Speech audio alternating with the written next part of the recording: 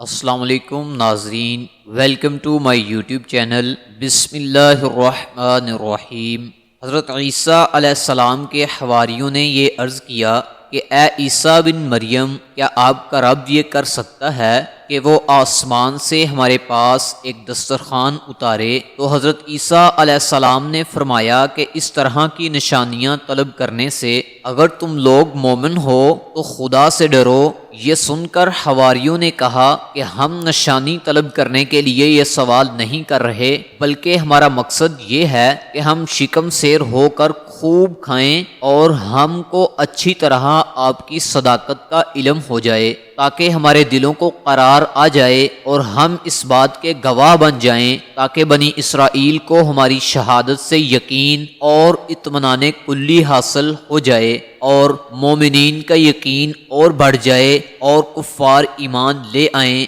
حواریوں کی اس درخواست پر حضرت عیسیٰ علیہ السلام نے بارگاہ خداوندی میں اس طرح دعا مانگی: اے ہمارے رب، ہم پر آسمان سے ایک خوان اتار کہ وہ ہمارے لیے عید ہو، ہمارے اگلوں پچھلوں کی، اور تیری طرف سے نشانی، اور ہمیں رزق دے، اور تو سب سے بہتر روزی دینے والا ہے۔ حضرت عیسیٰ علیہ السلام کی دعا پر اللہ تعالیٰ نے فرمایا کہ دسترخوان تو اتار دوں گا، لیکن اس کے بعد بنی اسرائیل میں سے جو کفر کرے گا میں اس کو ایسا عذاب دوں گا کہ تمام جہان والوں میں سے کسی کو ایسا عذاب نہیں دوں گا۔ چنانچہ اللہ تعالیٰ کے حکم سے چند فرشتے ایک دسترخوان لے کر آسمان سے اترے، جس میں 7 مچھلیاں اور 7 روٹیاں تھیں۔ حضرت ابن عباس رضی اللہ تعالی عنہ سے روایت ہے کہ فرشتے دسترخوان میں روٹی اور گوشت لے کر آسمان سے زمین پر نازل ہوئے، اور بعض روایتوں میں یہ بھی آیا ہے کہ تلی ہوئی ایک بہت بڑی مچھلی تھی جس میں کانٹا نہیں تھا،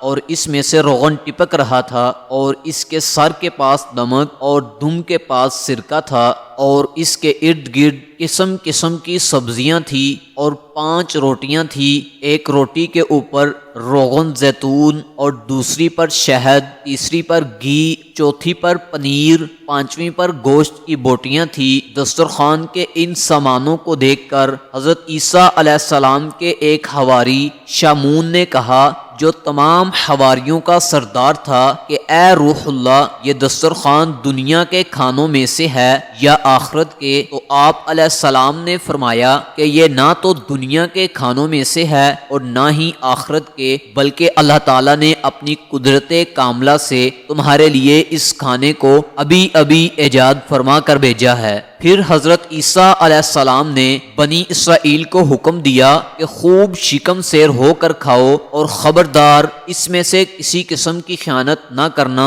اور کل کے لیے ذخیرہ بنا کر نہ رکھنا۔ مگر بنی اسرائیل نے اس میں سے خیانت بھی کر ڈالی اور کل کے لیے ذخیرہ بنا کر بھی رکھ لیا۔ اس نافرمانی کی وجہ سے اللہ تعالیٰ کا ان لوگوں پر یہ عذاب آیا کہ یہ لوگ رات کو سوئے تو اچھے خاصے تھے، صبح کو اٹھے تو مسخ ہو کر کچھ خنزیر اور کچھ بندر بن گئے۔ پھر حضرت عیسیٰ علیہ السلام نے ان لوگوں کی موت کے لیے دعا مانگی، تو تیسرے دن یہ لوگ مر کر دنیا سے نیست و نابود ہو گئے، اور کسی کو یہ بھی نہیں معلوم ہوا کہ ان کی لاشوں کو زمین نگل گئی یا اللہ تعالیٰ نے ان کو کیا کر دیا۔ اللہ تعالیٰ نے اس عجیب اور عظیم الشان واقعے کا تذکرہ قرآن مجید کی سورہ مائدہ میں کچھ یوں فرمایا ہے: عیسیٰ بن مریم نے عرض کی، اے اللہ، اے رب ہمارے، ہم پر آسمان سے ایک دسترخوان اتار کہ وہ ہمارے لیے عید ہو، ہمارے اگلے پچھلوں کی، اور تیری طرف سے نشانی، اور ہمیں رزق دے، اور